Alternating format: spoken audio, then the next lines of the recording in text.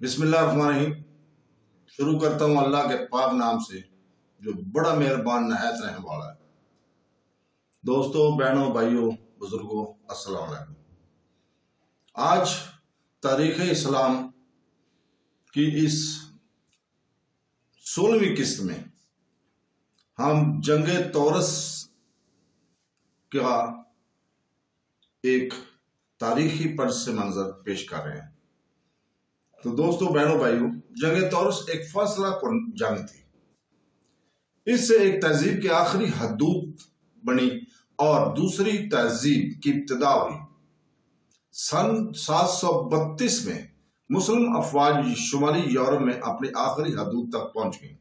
جنگ طورس کے بعد ان کو جنوب کی طرف لوٹنا پڑا۔ لاطینی مغرب نے نہ صرف مسلم افواج کی پیش قدمی روکی تھی بلکہ جوابی حملے بھی شروع کر دیے تھے۔ جنگ طورس کو تاریخی پس منظر میں سمجھنا چاہیے۔ 5ویں صدی عیسوی میں گوتھک قبائل نے یورپ کے اکثر علاقوں کے ساتھ فرانس کو بھی رون ڈالا۔ انہیں جرمن قبائل بھی کہا جاتا ہے۔ غیر مہذب ہونے کے باوجود یہ لوگ اپنے قبیلے اور نسل سے بے انتہا انسیت و محبت رکھتے تھے۔ ابن خلدون نے اس کے لیے اسیبیہ لفظ استعمال کیا ہے۔ یہی یکجہتی اور ملاپ انہیں ایک کامیاب پلیٹ فارم پر لے آیا۔ اسی اتحاد کی وجہ سے وہ رومن شہنشیت کی اینٹ سے اینٹ بجانے میں کامیاب ہو گئے۔ نسل پرستی، قبیلہ پرستی، وطن پرستی یورپ کی سیاسی تاریخوں کی اہم عنصر رہے ہیں۔ اس کی مثال 20ویں صدی میں جرمنی کی نازی ازم سے ملتی ہے۔ مغربی جرمنی کی ویزیگوتھیوں نے فرانس اور اسپین کو فتح کیا۔ مشرقی جرمنی کے اسٹراگوتھیوں نے اٹلی اور اڈریاٹک سمندر کے ساحلی ممالک پر قبضہ کر لیا، جنہیں آج کروشیا اور سلوینیا کہا جاتا ہے۔ فرانکس نامی ایک اور جرمن قبیلے نے گال یعنی فرانس کے وسطی اور شمالی علاقوں میں اپنی پوزیشن مستحکم کر لی۔ وحشی بادشاہوں کے اس ملی جلی دور میں چرچ آف روم نے اپنے آپ کو ایک مہذب طاقت کے روپ میں پیش کیا۔ 6 صدی عیسوی تک گوٹ قبیلے کے لوگ مفتوحہ علاقوں میں ذمہ داروں کی حیثیت سے رہائش پذیر ہو گئے۔ وہ عوام پر ٹیکسوں کا بوجھ ڈالتے اور ان کا استحصال کیا کرتے تھے۔ چرچ نے مغربی یورپ میں خانقاہوں کا جال بچھایا۔ اس نے ذمہ داروں اور طاقتور لوگوں کے ساتھ مل کر ایک اہم کام چلاؤ رشتہ استوار کر لیا۔ سن 565 میں لاطینی چرچ اور اسپین کے ویسیگوت بادشاہوں کے درمیان ایک معاہدہ عمل میں آیا۔ اس کے تحت چرچ نے حکومت کو اپنے نظام چلانے میں مدد دینے کا وعدہ کیا، جو اب میں حکومت نے چرچ کو نئے مذہب کی تبلیغ کے لیے آزادی دے دی۔ اس وقت چرچ ایک ہی سیاسی نظام سے واقف تھا، وہ تھا جاگیرداریت۔ یہ نظام سارے اسپین میں مکمل طور سے نافذ ہو گیا۔ چرچ کا مقامی نظام کلیسیا اور خانقاہوں پر منحصر تھا۔ مذہبی رسومات کی ادائیگی کے بدلے میں انہوں نے خود اپنے ٹیکس سسٹم کو عوام پر لاگو کیا۔ وقت کے ساتھ ساتھ کلیسیا اور خانقاہ دولت مند ہوتے گئے۔ جیسے جیسے ان کی دولت میں اضافہ ہوتا گیا ویسے ویسے ان کی سیاسی طاقت بھی بڑھنے لگی۔ کئی مقامات پر چرچوں اور خانقاہوں کی اطراف ہی سب سے مضبوط قلعہ تعمیر کیے گئے تھے۔ اس کی وجہ یہ تھی کہ اس تعمیر پر جو زبردست اخراجات ہوتے تھے، ان اخراجات کا بار صرف وہی برداشت کر سکتے تھے۔ سیاسی اور فوجی طاقت کلیسیا، جاگیرداروں اور فوج کے مرد عہن کے درمیان منعکس ہو کے تھی۔ کسانوں اور عوام پر کلیسیا، جاگیردار اور فوجی امراء اپنے اپنے الگ الگ ٹیکس نافذ کرتے تھے۔ اس طرح ہر طریقہ سے عوام کا استحصال کیا جاتا تھا۔ شمالی یورپ کی تاریخ جس طرح جرمن قبائل پر محیط ہے، اسی طرح مغربی یورپ کی تاریخ بربر قبائلیوں سے عبارت ہے۔ بربر قوم بڑی جفاکش، مضبوط اور وجیح شکل تھی۔ یہ اٹلاس کے پہاڑوں میں زندگی گزارتے تھے۔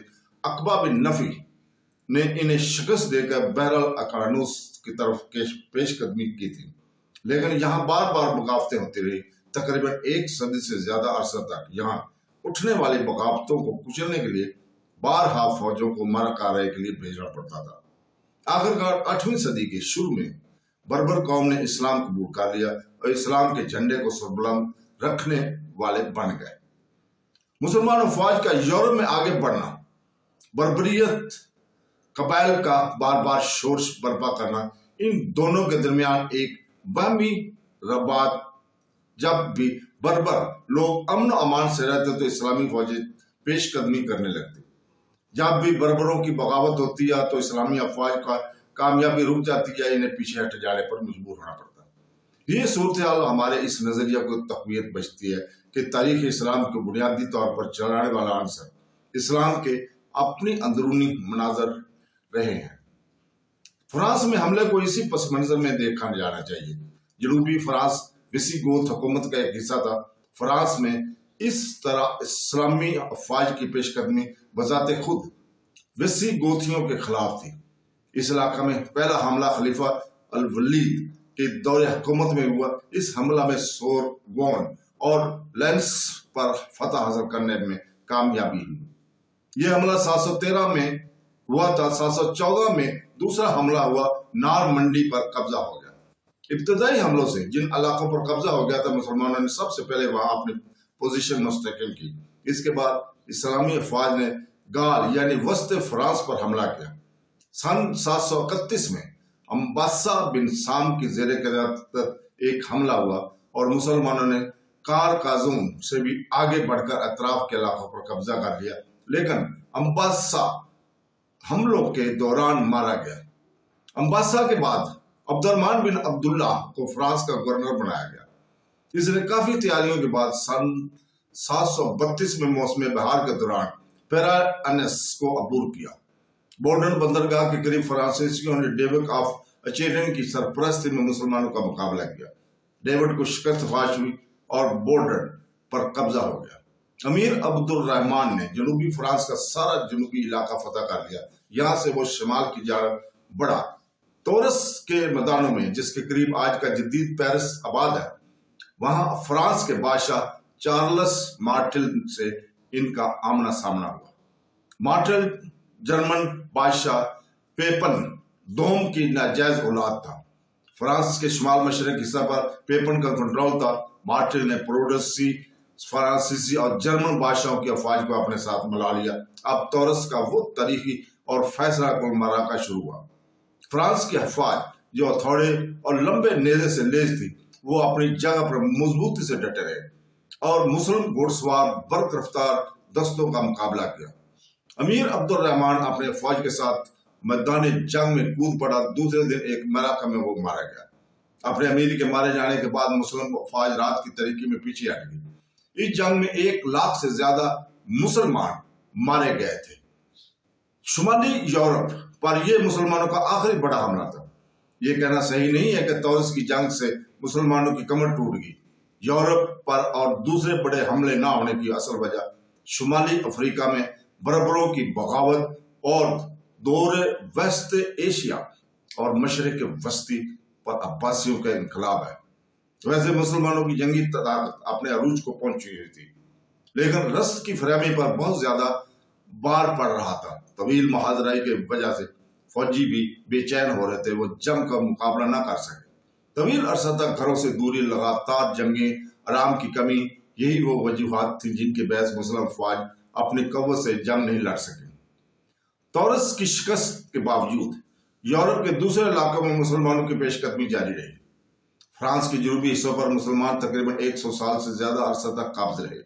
سن 734 میں مسلمانوں نے آرس، سینٹ ریمی اور اوغان پر فتح حاصل کی۔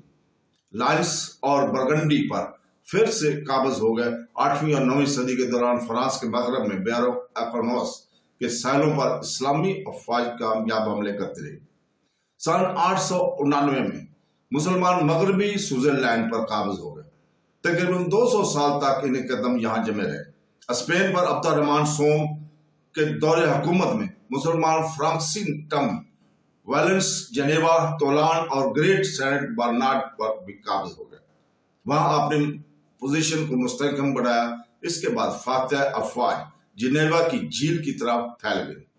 سن 956 میں پہاڑوں کے ان دروں تک پہنچ گئے جو سوئٹزرلینڈ کو اٹلی سے ملاتی ہے۔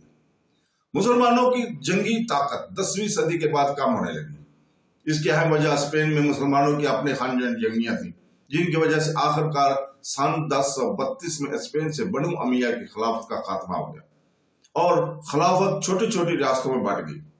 اکثر یہ ایک دوسرے لڑتی رہتی تھی۔ لڑائیوں میں اب عیسائیوں سے مدد طلب کی جاتی تھی۔ مغرب میں بربر ہمیشہ شور مچایا کرتے تھے۔ جب بنو غلب ابھرنے لگے تو شمالی افریقہ پر عباسی خلافت کی گرفت کمزور ہو گئی۔ آخرکار یہاں قبیلیوں کی بغاوت کی وجہ سے اسپین کی خلافت کا خاتمہ ہو گیا۔ آگے چل کر غلبوں کے خاتمے کے بعد فاطمیوں نے عروج حاصل کیا۔ انہوں نے شمالی افریقہ میں اپنے پیر جمائے۔ سن 969 میں مصر پر فتح حاصل کرنے کے بعد ان کی حکومت اور مضبوط ہو گئی۔ مصر کی فاطمی بغاوت کے بنو عباس اور قطبہ کے بنو امیہ آپس میں مسلکی اختلافات میں الجھے رہے۔ یہ اختلافات اس قدر بڑھے کہ تینوں بامی جنگوں میں الجھے ہیں۔ خانہ جنگیوں کے اس طوفان کا فائدہ اٹھاتے ہوئے سن 1050 میں صلیبی جنگوں کے ابتدائی دور میں ہی عیسائیوں نے جنوبی فرانس، اٹلی اور بحیرہ روم کے جزائر مسلمانوں سے چھین لیے۔ جنگ تورس تاریخ عالم کا ایک اہم ترین موڑ ہے۔ اس جنگ میں چارلس مارٹل کو شکست دینے والے کامیاب ہونے کا نتیجہ یہ ہوا کہ یورپ عیسائی بنا رہا۔ بامی جنگیں مسلمانوں کی طاقت کو گھن لگاتی رہیں اور اس کے بعد مسلمان پھر کبھی یورپ پر حملہ آور کرنے کی قابل نہ ہو سکے۔ تو دوستو، اس کے بعد بنو عباسیہ کا دور شروع ہوتا ہے۔ بنو عباسیہ اسلامی تاریخ میں ایک انقلاب، پہلا قومی سیاسی تغیر ہے جو کہ اہم ترین اور دورست نتائج کا حامل اس انقلاب کا نتیجہ ہے۔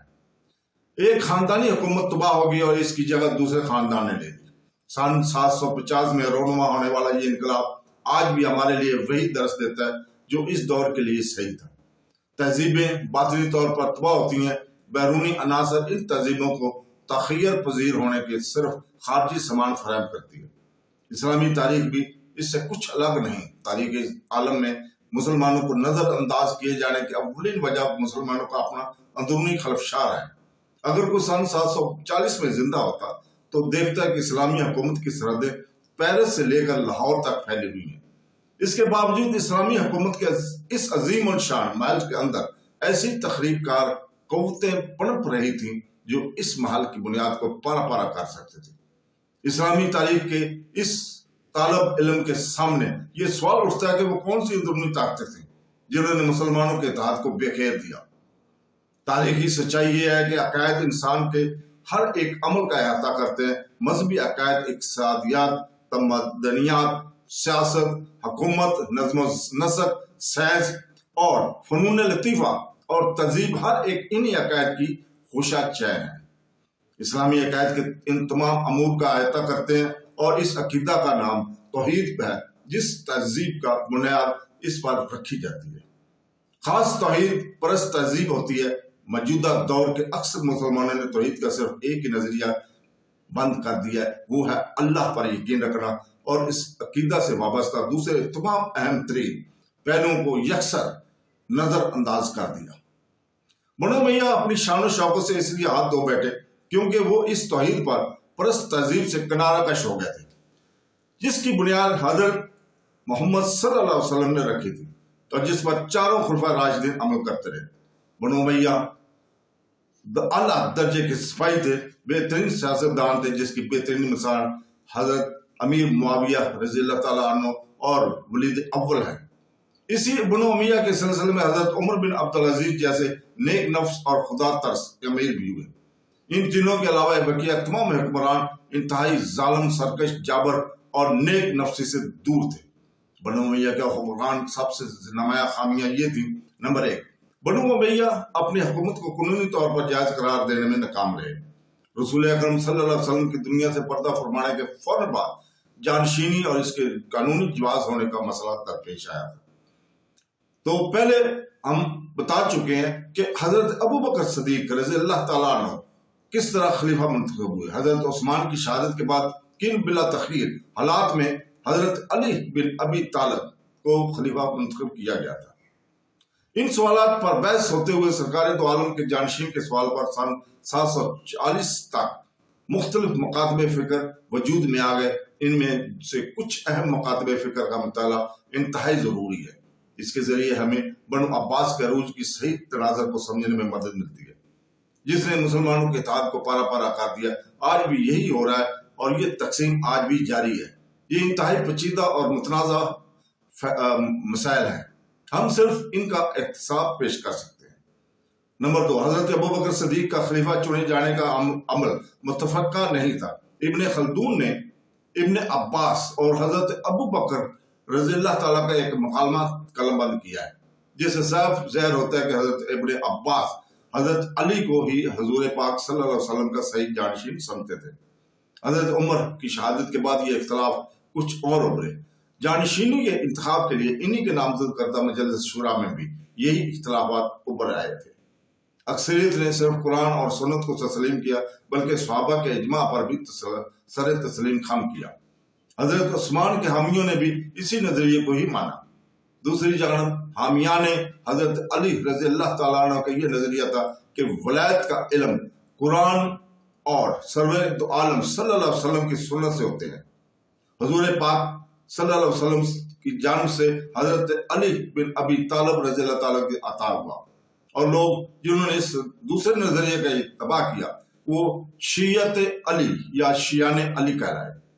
عرب کے اندرونی ترازر سے دیکھا جائے تو قوم کی سرداری کے لیے کشمکشی تفرقہ بنو ہاشم اور بنو امیہ کی طرف سے برابر آ رہا ہے۔ حضرت علی رحمت اللہ عالم کے چچے بھائی اور ہاشمی تھے، جبکہ حضرت معاویہ نسب کے اعتبار سے بنو امیہ سے تھے۔ جنگ صفین اور کربلا کے المناک واقعات وجہ سے ان دونوں قبیلوں کے درمیان محبتوں کی نہیں بلکہ نفرتوں کی دیوار اہل ہو گئی۔ بنو امیہ نے بنو ہاشم کی لیڈرشپ پر ہمیشہ کڑی نظر رکھی اور اکثر اوقات ان کے ساتھ سخت اور ظالمانہ برتاؤ رکھا۔ اکثریت کی وہ جماعت جس نے قرآن اور سنت اور رسول صلی اللہ علیہ وسلم اور صحابہ کے اجماع پر لبیک کہا، وہ آگے چل کر راسل کا عقیدہ سنی کہلائے۔ سیاسی طور پر یہ مطلب نکلتا ہے کہ انہوں نے حضرت ابوبکر صدیق، حضرت عمر رضی اللہ تعالیٰ عنہ، حضرت عثمان اور حضرت علی رضی اللہ کی خلافت کو صحیح اور جائز جانشین مانا، اسے صحابہ کرام کے متفقہ رائے مانا۔ اس نظریے کی ترکیوں، مغلوں، شمال اور مغرب کے شاہی خاندان کے سلسلہ اسپین، ملیشیا اور انڈونیشیا وغیرہ نے حمایت کی۔ آج دنیا کے 90% مسلمان اس مسلک کے حامی ہیں۔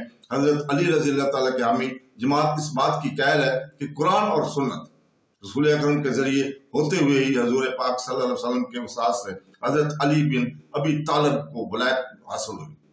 اس جماعت کے افراد شیعہ کہلائے۔